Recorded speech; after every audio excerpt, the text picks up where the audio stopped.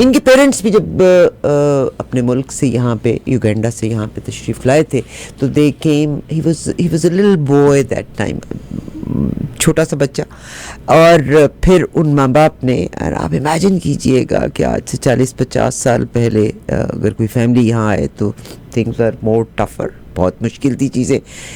They focused on their children. They raised them in the best possible fashion. अपने बच्चों को पढ़ाया, पढ़ाने के बाद प्रूव किया, उन बच्चों को चैरिटी भी सिखाई, उनको तालीम भी अच्छी दिलवाई, और आज ये मेरा मेहमान उस मुकाम के ऊपर है जहाँ पे मैं उनको आपके साथ इंट्रोड्यूस करने जा रही हूँ.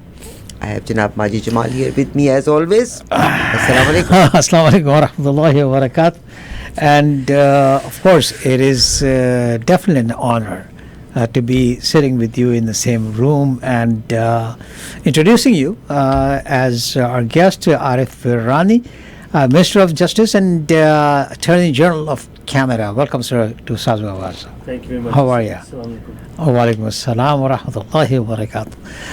And of course, we're going to sit down here. We're going to talk about a few things, and it is up to you if there's anything we go out of the line, and if you don't want to answer some question, please Bus. pass it on to Pass. Arif. And I'll start with because I'm from Markham, Yeah. and today's hot news in Markham was again. Some hate crimes that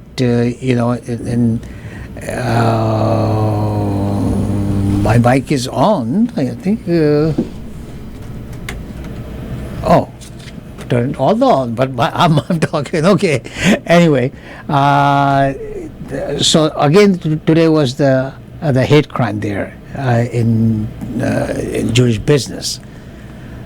So my question to you again is, what have you done or what are you doing about these hate crimes?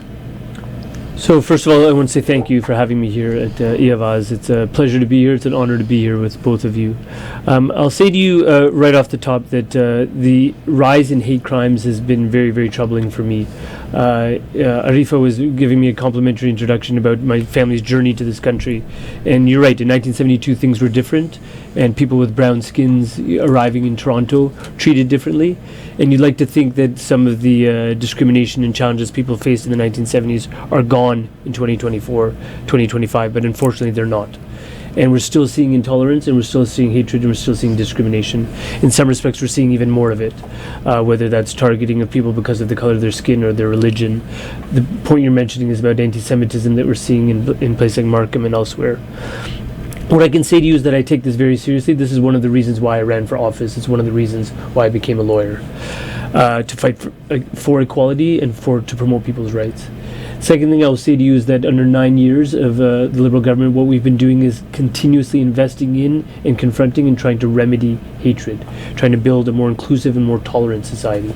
And that started with the Syrian refugee resettlement, and you can imagine my pride in having come here as a refugee in 72 and then welcoming a wave of Syrian refugees 42 years later as the parliamentary secretary to John McCallum at the time. MashaAllah. That was a very, very important gesture for me and for our government. What we're doing right now is we are making investments in things that people need, which includes things like security programs in the community. So how do you ensure that a community center, how do you ensure that whether it's a synagogue or a masjid or a gurudwara or a temple are protected, have the cameras that they need, have the security surveillance that is available to them? How do we work collaboratively with police? I understand you had Chief Demkew here on the show. Mm-hmm. He's my constituent from Parkdale Park. He's a tremendous leader in Toronto, the city that I call home. Here in Mississauga, you have Chief Nish Daraipa, two excellent leaders, and there's so many others like them around the country. They're trying to fight this fight. What we were doing is working collaboratively with them, sometimes with investments on things like guns and gangs, which is a little bit different, but sometimes with targeted approaches to how do we address it. The last thing I'll say to you is that I have a bill in Parliament right now, and it's a challenge to get things passed in Parliament right now, but that bill is targeting things like where hatred starts, Majid. And when we think about that, we think about people being radicalized online. So when I think about what happened with the Afzal family in London, Ontario, when I think about the Quebec mosque shooting, which is coming up on its 8th anniversary this January, we know from the court record that those people learned intolerance and hatred online, and we have to curb that kind of radicalization online. Bill C-63, the Online Harms Bill, which is my bill as Minister of Justice in the House of Commons, will help to address that. So those are the things that we're putting in place. Tools, legislation and investments, including the appointment, for example, in terms of Islamophobia, of a special envoy on Islamophobia, that's Amira El-Gawabi, which is very important. There's also a special envoy on anti-Semitism, Deborah Lyons. Linked to that, if I could just attach another question to that, is human trafficking. If you look at it, the human trafficking, we just heard 2 weeks ago, there were people from Chile. They came here, 5 people arrested. and their purpose was only to come here and just to do the robbing and whatever they have to do and make some money and get out of here as soon as possible. Yeah. And we caught 5, but there must be 50 more out of that because they must know about it. So what are we doing about these illegal, can I use the same word, aliens? No, they are not aliens. They are immigrants. But is there any? No, What is the remedy for they're that? not immigrants. Yeah. They are not immigrants. They take the visa and they just come here. Yeah. Okay. So what are we doing about those people, to stop those people to come in here and do the crimes and just leave from here? Yeah, so I think there's a few different steps. So the first step is ensuring people like that don't get access to the country, right? So you got to make sure we have in Exactly. place rigorous screening procedures to ensure that we weed out fraudulent applicants, people that don't have any place in coming here, and people that want to do harm to Canadian communities when they're here. So that's about the security processing that happens sometimes in the source country or sometimes at the border. So we're strengthening that, and we have a package in place that is before the Parliament about investing even more money to secure our borders and secure that sort of visa security classification system. Second piece is that once people are here, ensuring that our communities are safe. Right? And what I've heard a little bit, one of my colleagues in Ottawa is Chief Bill Blair. He's we still call him Chief. He was the Chief of Toronto Yeah, Police. He's been a Minister of the Crown in many portfolios. He always reminds me around the cabinet table that when he was the Chief of Police in Toronto, there were 700 more police officers available on the streets than there are right now. That's a problem for municipalities like Toronto. The same could apply in Mississauga. I've heard Chief Nish talk about right here in this community the need for more boots on the ground. We need to see investments for boots on the ground for more officers. That's something that the municipalities and the province need to be looking at. And then the last piece is that when we find people who are engaged in criminality, we need to make sure that they are removed from the country. So that's a deportation exercise, which is partly what we call CBSA, the Canadian Border Securities Agencies, working hand in hand with local law enforcement to ensure that a wrongful individual who's committing crimes, who's here temporarily, is exited out of the country quickly. Because we know, as Arifa, you were mentioning, there's so many people that are clamoring to come here because Canada remains an amazing country to come to. It is. A land of opportunity that takes a Ugandan Muslim refugee at the age of 1 and turns him into the Attorney General Mashallah. of Canada. It's a beautiful story, and that's a story that people clamor towards. And we need to make sure that those people who want to come here for good reasons, to provide opportunity for their kids, are getting access, and their access is not being challenged or subverted by virtue of a trafficker or somebody who would want to do crimes. That's the vision of Canada. That's the Canada that we continually work towards. It is a work in progress, but this remains an amazing country that is attractive to people from all over the world, and I know that because I've heard from them. Because you were sending me all those compliments in the introduction, and I thought, okay, this is a proud moment for South Asians and for Muslims and maybe for Ugandans. But I was hearing messages for people from Indonesia or something. And I believe it is a compliment for every immigrant Precisely. to Canada give a chance to come and flourish here. Precisely. I would like to mention we have Honorable Minister of Justice Janab Arif Virani is here with us, or we are definitely talking about there are certain issues as well. Honorable Minister, my question to you is, of course, it's a beautiful country. Nowadays, there is polarization around the world. Everything is divided so very badly. Recently, our President-elect Donald Trump, he characterized that in Canada, people are illegally going from Canada to USA, the drugs, this guns and violence. Whereas there was an interview today, and you also talked about John Christian's interview as well in one of the paper. Is there anybody who take a stand that Canada is suffering because of the drugs and guns coming to north from the south, and my youth is at risk at the moment because they think it's easy to have guns, stealing and doing bad things. In our law, you are an attorney as well, and they think that I'll steal a car and I'll do violence, I'll kill somebody, and I'll be out of the jail the very next day. Would you mind to elaborate all this? Absolutely. So I think we've been hearing certain things from President-elect Trump, and the first thing I would say is that Americans remain the people that we know the best in the world. We share a continent with them. We've been friends and allies since literally the War of 1812, which is over 200 years ago. It remains the longest border between two peaceful nations on Earth, which is terrific, and that's where we need to focus our attention. That being said, we've also heard escalating rhetoric, and that needs to be rebutted, right, as a good lawyer would, in terms of what is accurate and what is inaccurate. We know that there can be problems at times with the border. We know that the southern border with Mexico, it presents much more significant problems in terms of flow of drugs and flow of weapons. That being said, we are taking very seriously our responsibilities for the northern border, and we presented a very concrete plan in December about how we would shore up that border. We've already been taking steps even prior to this discussion in terms of ensuring things like drug flows are reduced in terms of fentanyl, and we've had significant seizures of fentanyl that might have been crossing the border. But you raised a very important point, Arifa, that it is, like any relationship, like any border, a two-way flow. And there are concerns that we have, and we've shown strong leadership for 9 years on guns and gun control and curbing gun crimes. And that's domestically, those are policies about banning assault rifles, putting a freeze on handgun sales. But no matter who speaks to me, they always say to me that, Arif, make sure your focus remains on the bad people that are using certain guns and where they're getting those guns from. And they're often talking about handguns that are being smuggled from the United States into Canada. So you're absolutely right, Arifa. Do we have a concern about guns coming from the south into the north via the US border? We absolutely do. So we would want a two-way discussion about what we can do to address Americans' needs with respect to border security, but also what Americans can do to address Canadian needs with respect to border security.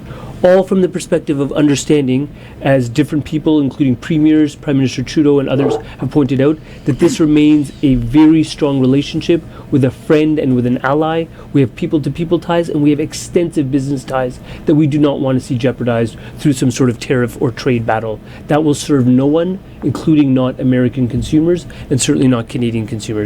And those are who the people that we are fundamentally interested in working for. The Canadians that I represent in Parkdale High Park in my riding, the Canadians that I'm vowed to keep safe as Minister of Justice, and the Canadians that we serve as the Canadian government. Thank you very kindly. I have, of course, my question, one of the concern is young people, Yes. because under the Juvenile Act, they do a crime, and very next day they are out on the bail, and they start doing exactly same thing what they did yesterday. Is there any way to bar them? So there are, for sure, and what I would say to you is a number of things. We've seen crime becoming attractive to young people. You and I were discussing this, and what we're seeing is that it is organized criminality. So there was a time, again, when my family first comes in the 1970s, somebody's car went missing. Often it was a teenager, a joyride, a little one-off frolic, a dare. Those days are gone. Now we have a multi-billion-dollar industry that is organized by organized criminals that have international channels. Yes. Completely different. So we're targeting who's responsible for the crime, and we're targeting them with specific measures. So we put in place measures in the fall economic statement from 2 years ago, the budget of 2024, to strengthen the money chain, so we can target how the money is being funneled. Things like money laundering and things like digital assets and cryptocurrency. That's one.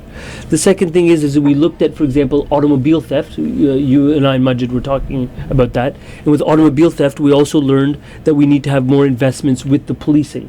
So we have $121 million we invested just in this province alone to help with guns and gangs, which is funding that goes towards assisting the police having boots on the ground. That's important. We also did something very close to here in Brampton.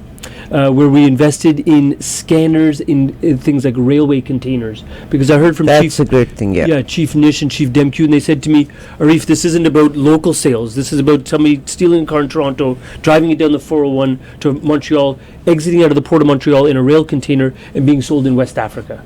That's unacceptable. And we invested in more security agents at the Port of Montreal and also in a scanner at that for those rail containers in Brampton at the intermodal portal. And what I can say to you proudly is that we've looked at the stats for the year of 2024. Again, in my city of Toronto, automobile thefts are down 24%. And I raise that to say that there's more work to be done. I hear that.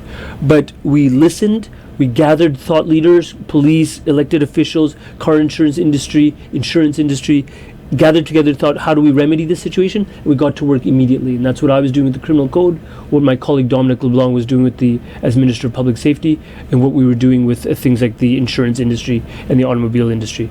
More work to be done, but the work is proceeding as it should. You asked me specifically about young people. Young people, we need to ensure that they are not attracted to a life of crime, first of all, give them opportunities. But secondly, when there are bad young people doing bad things, we need to make sure that the force of the law comes down. And I also increased penalties on things like violent carjackings, because I was hearing from Majid today, but also from others in the past, about people using guns to go into people's homes and steal their cars, intimidate them, harass them, scare them, frighten them.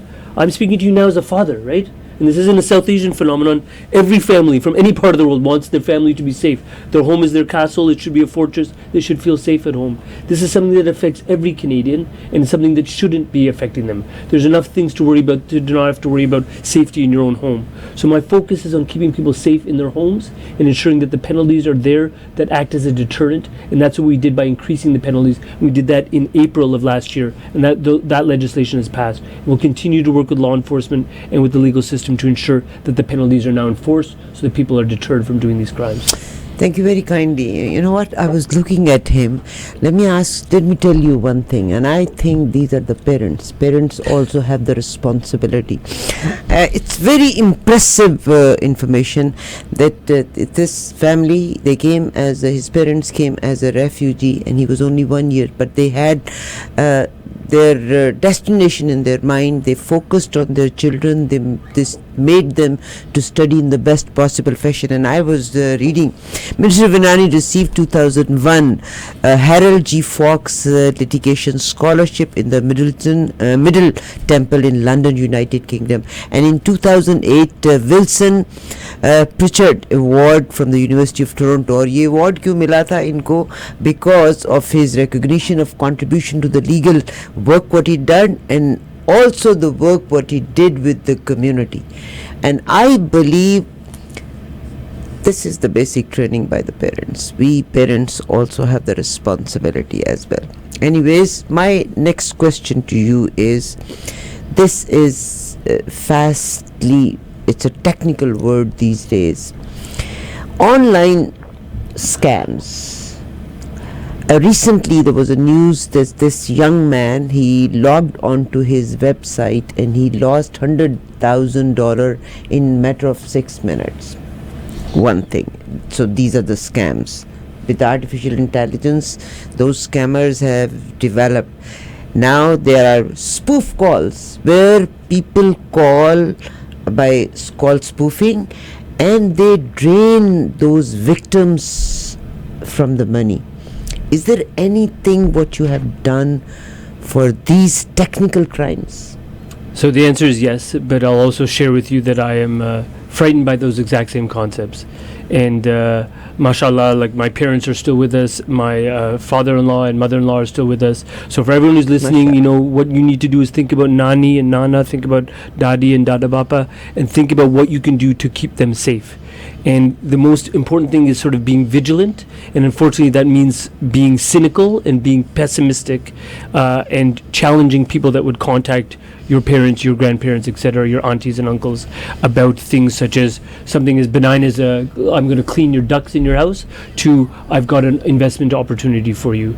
And what we've been doing and trying to do at the federal level for the government of Canada is investing in what we call digital literacy, which means ensuring that particularly seniors have the ability and the wherewithal to navigate this brave new world, to be vigilant, to be scrutinizing, and to be challenging. One thing I've literally said to my mother, and you're right, she she is very proud of me, but she relies upon me as anyone who would rely upon their son. I've said, if you ever get a request like that, you say, I'll call you back, and you call me personally. You don't accept it because somebody might be impersonating my voice, etc., through some sort of artificial mechanisms. You call me and you verify. Don't make any split-second decisions immediately while you are talking with an individual. So people have to be careful. But the other thing I would say to you is that we're taking active steps, and it goes back to what I was saying to Abdul Majid, which is the idea about the legislation that I have in place. It builds on a series of legislation. It is called the Online Harms Bill, but we've had bills that talked about how we treat broadcasting online. We've had rules about voting online and sort of electoral advertising. We've had how we support the Canadian arts community.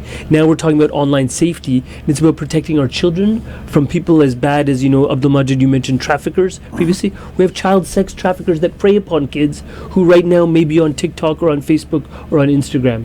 It's about getting tough with those individuals, but also ensuring that there is responsibility on the platforms to ensure that they are doing things to keep Canadians safe.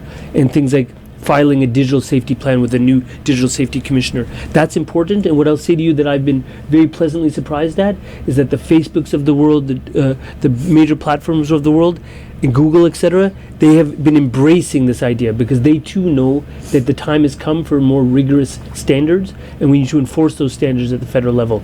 All told, the digital literacy plus those important standards will help keep all Canadians safe, including the nanis and nanas out there, because we owe it to them, as respect for our seniors, as our culture teaches us, to keep them safe, especially since it's so different. I mean, the internet, I'm older than I look, right? 53 years old. I remember a time before the internet. My parents remember most of their life before the internet. So for them, it's challenging anyways.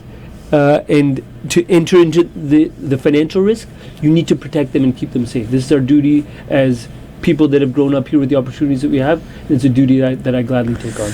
Thank you very much. This is Honorable Janab Arif Virani Sahab, Minister of Justice and our attorney. He just mentioned one thing. बड़ा खूबसूरत एक पैगाम उन्होंने दिया है, और पैगाम क्या है? Keep your family together, Nana, Nani, Dada, Dadi. So we are going to give a message to our children, what is the strength of the family. And Arif Virani Sahab ne to apni Nana, Nani, Dada, Dadi ka zikr kiya. At this point of time in your presence, I would like to mention Dr. Shafiq Qadri. All his life he lived with his mother and father, Dr. Musarat and his father. Recently his mother passed, and I think it's a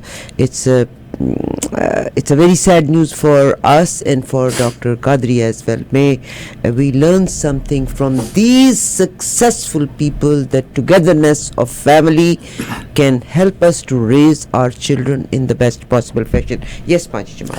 No.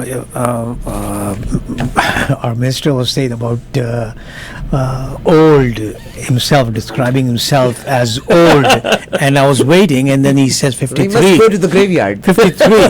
And he said, I'm very old and I'm 53. And I said, if he is old 53, what about me? You're very young. You're 27 years young. Rajasab, you don't look a day over 40. Come on.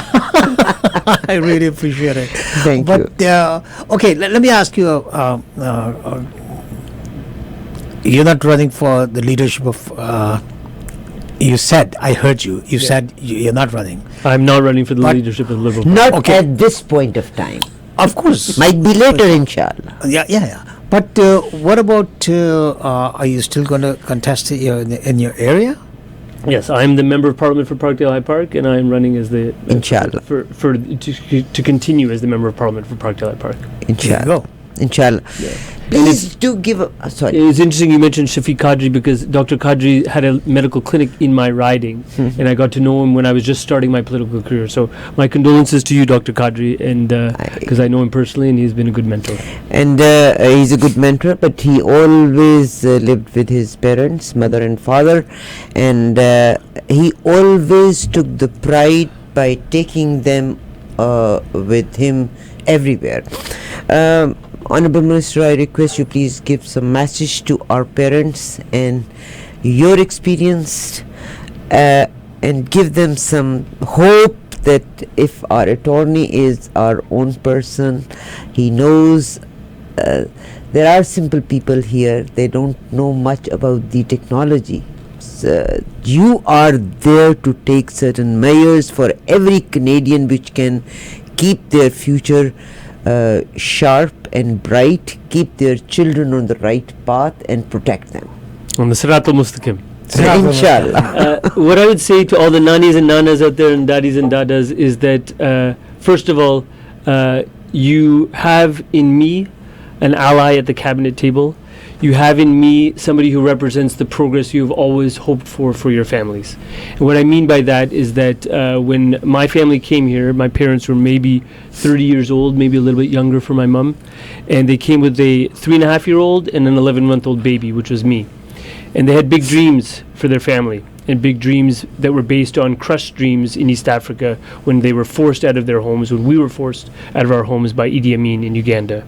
And a country called Canada welcomed us in. And that was a big deal at the time because in 1972 there had never been a massive refugee exodus from any country representing non-white skinned people ever in Canadian history. But a guy named Pierre Trudeau took a chance on me and my family and 7,000 other people that look like us. What I would say to you is 52 years later, look at what can happen. And when you see my example of somebody who becomes a lawyer and becomes a member of parliament and then becomes the Minister of Justice and Attorney General of Canada, I think you should see for you and your family the fact that all of your hopes and dreams can become fulfilled. And every ounce of energy you put into those children and those grandchildren can be fulfilled, because this is a country of opportunity and a country of promise. And it rewards ambition and it rewards hard work. And I'm just one among many examples of that. And what you should also know is that I don't take the responsibility I have lightly. It is a beautiful honor and title that has been bestowed upon me.